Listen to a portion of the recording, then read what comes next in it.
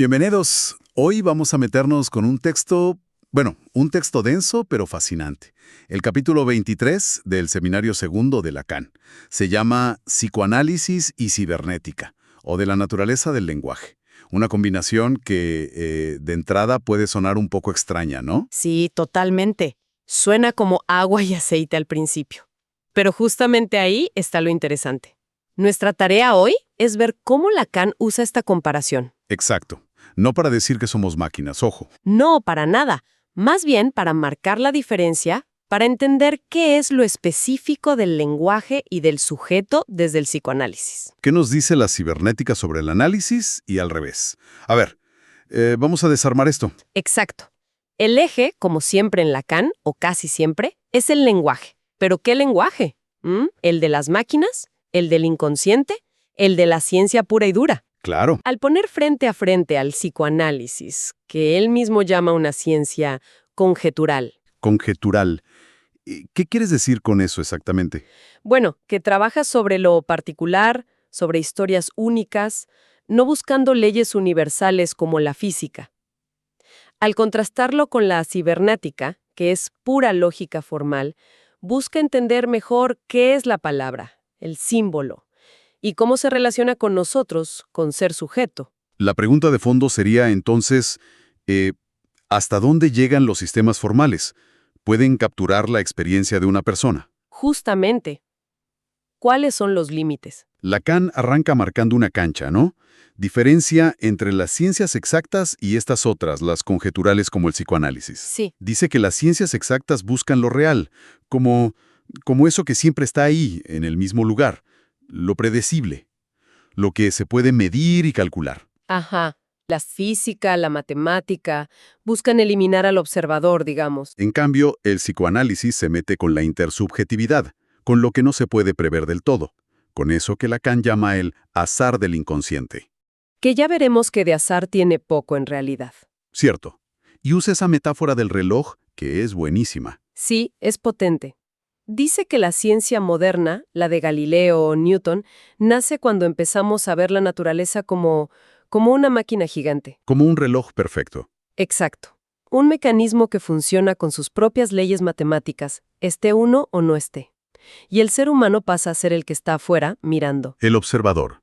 El operador que quiere entender esas leyes para dominar la naturaleza, o al menos para ajustarse a ella. Y ahí está la palabra clave. Ajuste. La exactitud científica no es solo ver algo que está ahí, es lograr que nuestro tiempo, el del reloj humano, que es un símbolo, una hipótesis sobre el tiempo. Un invento nuestro al final. Claro, que ese tiempo simbólico coincida, se ajuste con el tiempo de la naturaleza. Entiendo. No es solo medir, es construir un sistema, una teoría, digamos, que permita esa coincidencia. Mencionas la G, ¿no? La constante gravitacional. Justamente. La G no es algo que ves tirado en el piso. Es un símbolo, una fórmula matemática. Pero una vez que la postulas, te permite construir cosas como el reloj de péndulo de Huygens, que es increíblemente preciso. O sea, el reloj no solo mide, sino que encarna una teoría sobre cómo funciona el mundo. Tal cual. La exactitud nace de esa combinación. Mirar, pensar una fórmula, lo simbólico, y construir un aparato, el instrumento. Es el orden simbólico humano encontrándose con el mundo. Y ahí es donde conecta con la cibernética. Exacto. Porque la cibernética, en el fondo, ¿qué hace? Manipula símbolos. Ceros y uno. El mínimo símbolo posible. Presencia, ausencia, abierto, cerrado. Es la base, la condición mínima para que haya lenguaje articulado. Lacan usa la imagen de las puertas. Sí, me acuerdo. Puertas que se abren, 1, o se cierran, 0. Y a partir de esa pavada, de esa simple oposición, podés armar máquinas que hacen lógica. Describe cómo combinarlas, ¿no? Para hacer operaciones como y, las dos puertas abiertas para que salga algo. Exacto. La conjunción lógica. O el o, con que una esté abierta alcanza. La disyunción, o incluso una más compleja, el o exclusivo, que la salida se activa si solo una está abierta, pero no si están las dos. Es increíble cómo de algo tan básico, el 0 y el 1, sale la posibilidad de máquinas que siguen reglas, que procesan información, que calculan. La máquina es como la lógica simbólica hecha materia, ¿no? Sí, totalmente. Son buenísimas ejecutando operaciones simbólicas. Rápidas, precisas, mucho más que nosotros haciendo cuentas a mano. Pueden jugar ajedrez, traducir, bueno, más o menos, simular cosas, pero ahí Lacan tira la pregunta clave. ¿Peronson? Esa es la cuestión. Y la respuesta de Lacan, más bien implícita, es que no. No como nosotros. ¿Por qué? ¿Dónde está la diferencia clave para él? Él sugiere que operan mecánicamente. Siguen un programa, un algoritmo, como cuando nosotros hacemos una multiplicación larga siguiendo los pasos que aprendimos. Sin necesariamente estar pensando la matemática detrás. Exacto. La máquina maneja la sintaxis, las reglas, pero le falta la semántica, el significado.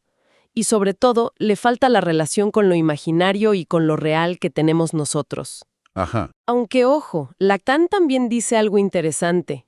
Incluso en la máquina, para que esos ceros y unos hagan algo útil, necesitan una dirección, un orden. Lo llama un sentido, pero en el sentido de dirección, de vector. Ujú. No puede ser una secuencia al tuntún, Claro, tiene que seguir las reglas del sistema. pero es un sentido muy básico, muy formal. Y justo esa limitación, esa operación en lo simbólico puro, es lo que Lacan usa para marcar la diferencia con nosotros. Ahí mete la distinción simbólico-imaginario. Exacto. La máquina es campeona en lo simbólico, 0 y 1, reglas. Pero patina, tropieza con lo imaginario. ¿Y qué es lo imaginario acá? No es solo imaginación, ¿verdad? No, no. En Lacan, lo imaginario tiene que ver con la forma, la gestalt, la imagen que nos devuelve el espejo, la relación con el otro como semejante. Las buenas formas, dice él. Esas totalidades que captamos de golpe, como un círculo, una esfera, o la imagen de nuestro propio cuerpo.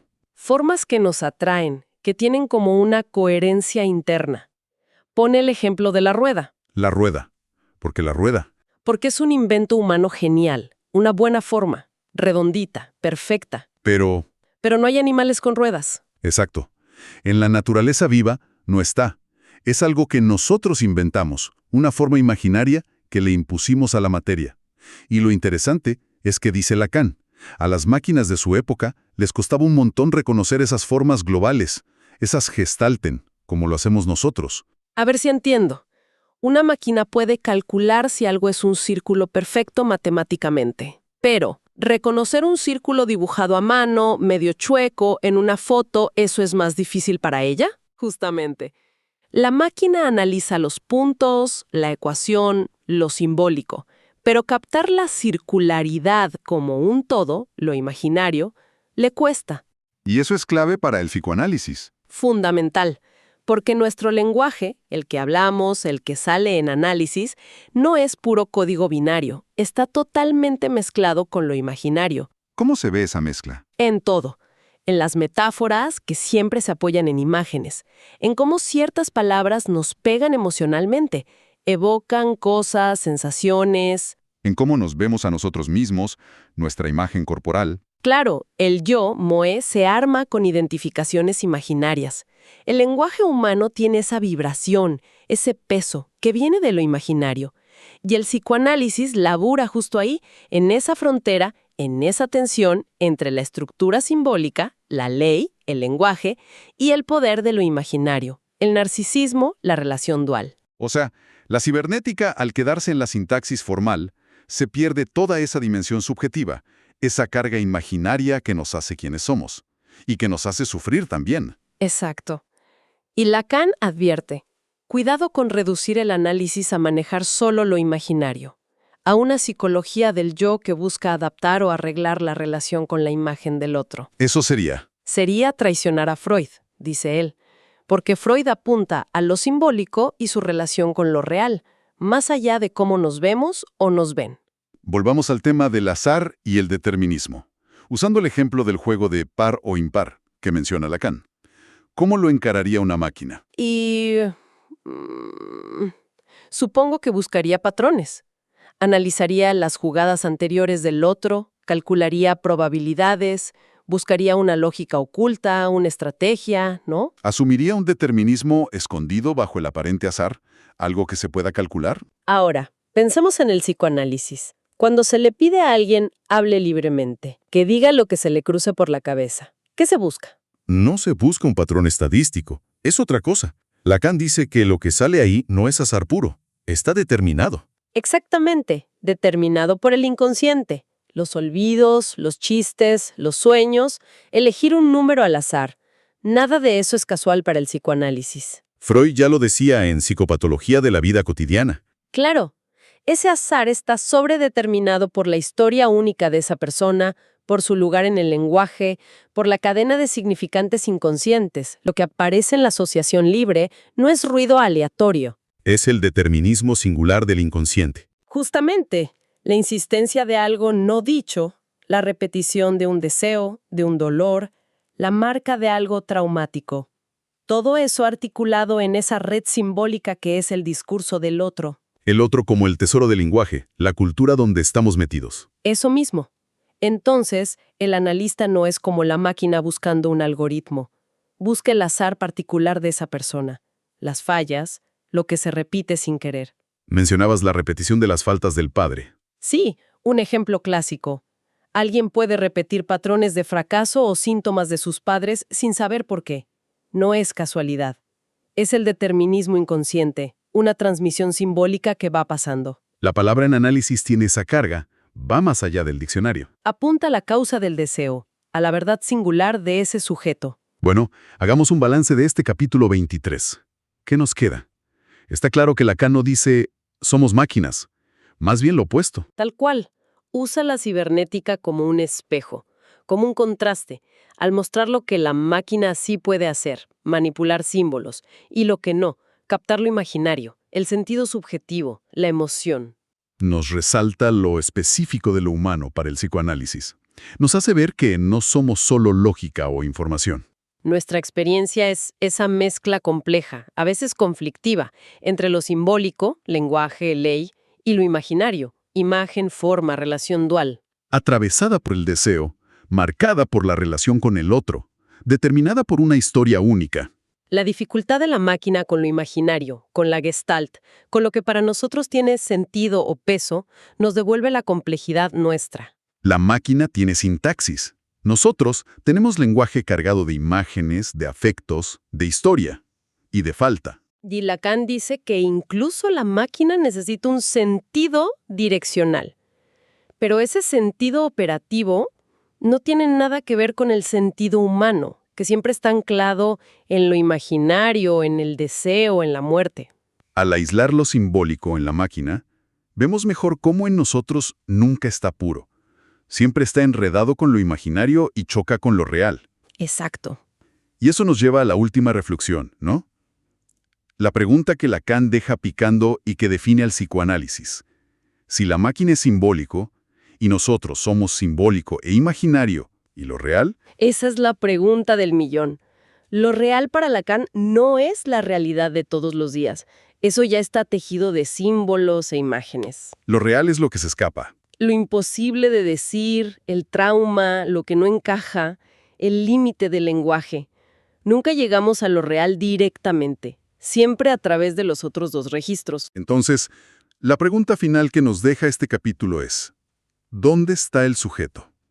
Está en la conciencia, en el yo, moi, esa imagen que vemos en el espejo. En el yo, ye, que dice yo al hablar. ¿O está justo en el medio? O quizás el sujeto lacaniano está precisamente en esa grieta, en esa articulación siempre tensa, dinámica y a menudo fallida entre los tres, simbólico, imaginario y real.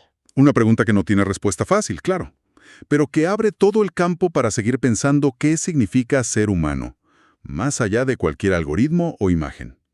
Es la apuesta del psicoanálisis, ¿no?